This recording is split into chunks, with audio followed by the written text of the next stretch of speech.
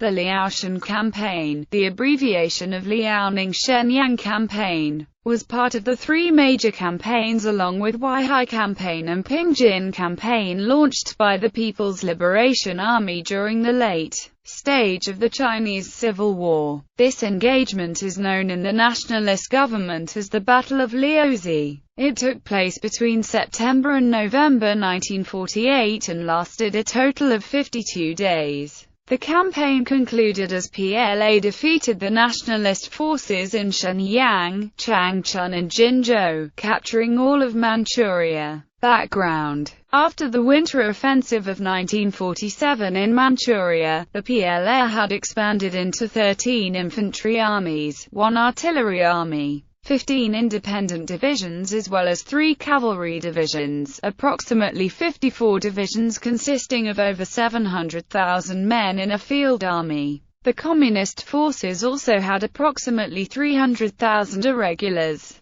effectively controlling 97% of the land and 86% of the population in Manchuria by August 1948, while the nationalist government still had a strength of 44 divisions, a total of 550,000 men including the police force. The PLA had reached numerical superiority. The nationalist forces were isolated in Shenyang, Changchun and Jinzhou, none of which were connected to each other. In addition, the PLA had control of Jinga Railway, cutting off the supply line to Shenyang and Changchun. Since the supplies had to be airlifted with enormous difficulties, the nationalist government were prepared to retreat from Changchun and Shenyang and withdraw to Jinzhou when necessary to prevent the PLA forces in Manchuria from entering Shanhai Pass. Communist advance. Jinzhou. On 12 September 1948, the PLA launched a series of attacks along the Jinga Railway and captured Suizhong, Changli, Taishan and Yizhan,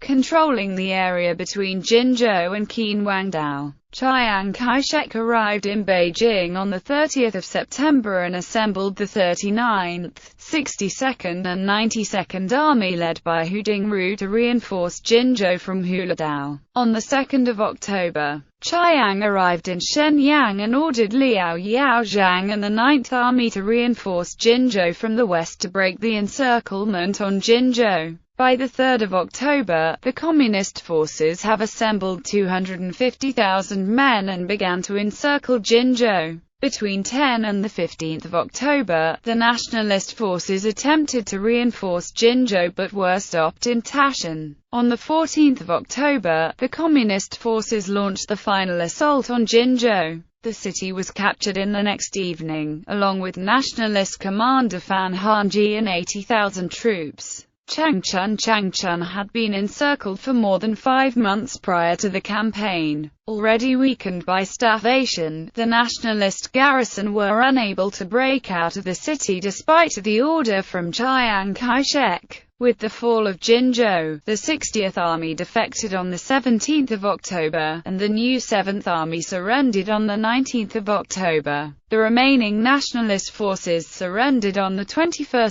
October, and the Communist forces had captured Changchun. Nationalist counter-offensive. Haitian. After the nationalist forces suffered heavy losses in Jinzhou and Changchun, Chiang Kai-shek intended to stage a counter-offensive and ordered Liao Yaozhang and the 9th Army Group to recapture Jinzhou. However, Liao and other senior officers contested the decision. The decision was approved by Chiang, and on 21 October the 9th Army Group launched an attack on Haitian. The Communist forces successfully defended Haitian and Dahushan, and the nationalist forces were unable to make any progress. The 9th Army Group were subsequently encircled and defeated as they failed to retreat to Yingkou. Fall of Shenyang. The PLA began to encircle Shenyang on 29 October. Facing imminent destruction, nationalist commander Wei Luwang left Shenyang on 30 October. On 1 November the Communist forces launched the final assault on Shenyang. The nationalist garrison had surrendered the next day, and the city was captured.